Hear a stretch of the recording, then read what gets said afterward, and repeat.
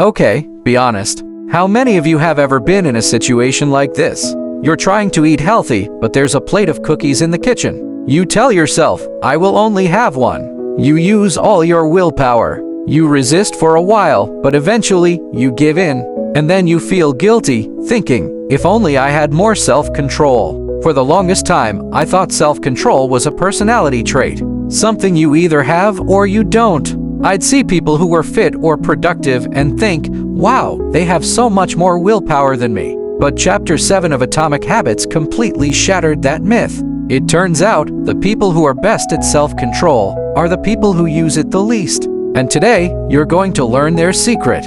Chapter 7 reveals the secret. Self-control is not the cause of good habits, it is a result of a good environment. Here's the genius, counterintuitive argument. The people you think have incredible self-control aren't constantly battling temptation. They are simply better at designing their lives to avoid temptation in the first place. Think of willpower like a muscle. It gets fatigued with use.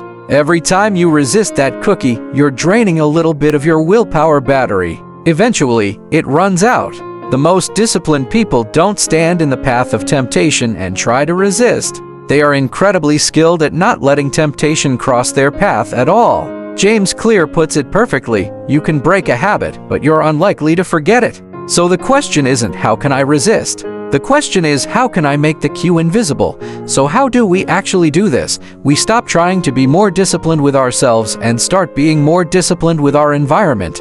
The goal is to create a space where good habits are easy and bad habits are hard. This isn't about restriction, it's about liberation. You're freeing up your mental energy for more important things. Let's look at some real-world examples of this principle in action. Example 1.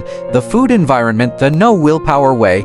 Keep cookies and chips on the counter. Try to resist every time you walk by. Drains willpower, the designed way. Don't buy the junk food. If it's in the house, put it in the back of the highest cupboard, in an opaque container. Make healthy snacks like fruit the most visible and accessible thing. Saves willpower. Example 2. The productivity environment, the no willpower way.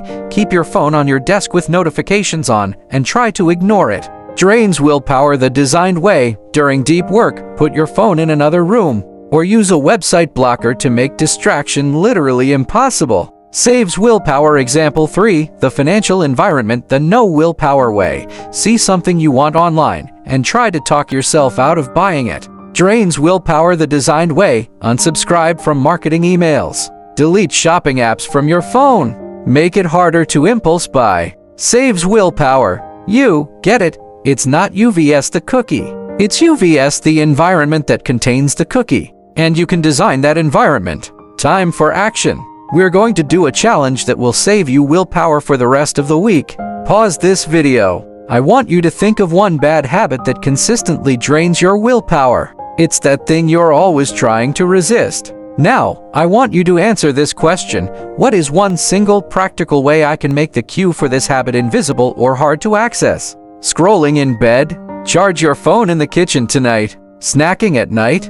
Right after this video, move those snacks to the most inconvenient place possible. Online shopping? Unsubscribe from that one store's email list right now. Watching too much TV? Take the remote and put it in a closet. Don't just think about it. Do it. This one tiny act of environment design is a more powerful display of self-control than resisting the temptation 100 times. You are being disciplined with your space, which is infinitely easier than being disciplined with your mind. Chapter 7 reframes self-control from a heroic struggle to a clever design problem. The most disciplined people aren't warriors, they are architects. They understand that a habit once learned is always lurking. The goal isn't to defeat it in a fair fight every day. The goal is to never give it a chance to step into the ring. You conserve your willpower for the unexpected temptations you can't design away. You make the right action the easiest action, not by magic, but by design. I want to hear your designs. What was the one cue you decided to eliminate?